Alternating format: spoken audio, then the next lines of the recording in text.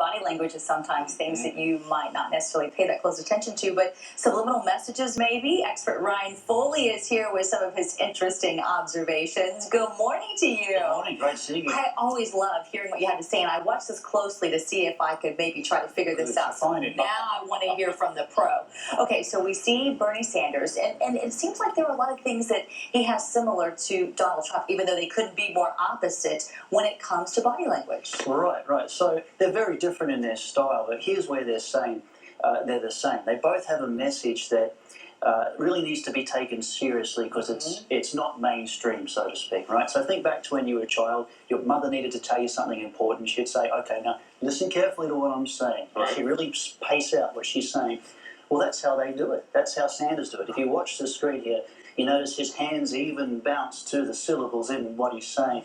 By doing that, he's saying, look, this is really important. And because he keeps this style throughout, this is how he's winning people over to a point of view that maybe isn't something that most people would naturally go towards. Trump does the same thing. He frames himself, though, as a solution, where Sanders seems to frame his ideas as a solution. There you go. Let's move on to Martin O'Malley. At some point, and I didn't see the actual talk because I was sleeping at the time, but jacket comes off, the sleeves get rolled up, the tie gets unloosened, and he's just like all of them, isn't he?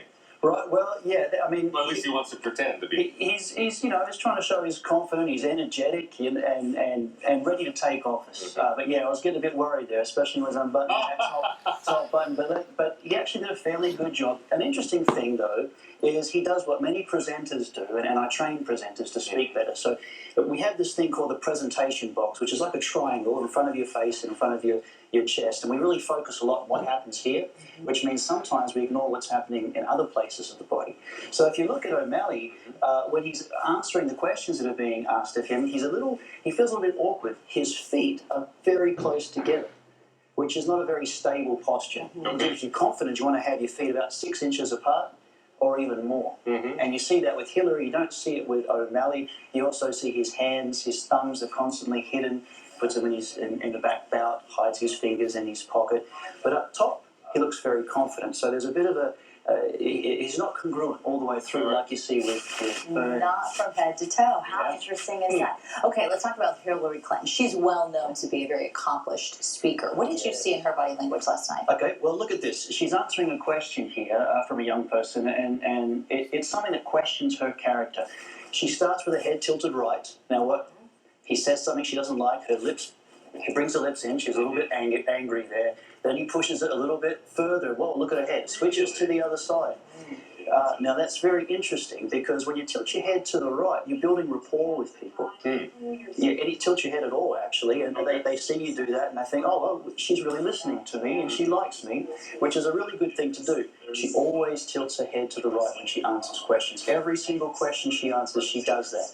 But here, she's being challenged. At some point, she switches to the left brain. She's ready to attack the challenge. Even her stance, when she answers the question, her feet are wide apart, opposite to O'Malley. And she even does kind of this John Wayne step forward with this wide stance to answer the question. And at that point... Here I come. Yeah. I'm going to answer you, buddy. You know what's funny, though? When she does that, the guy who's asking the question, he has this big gulp.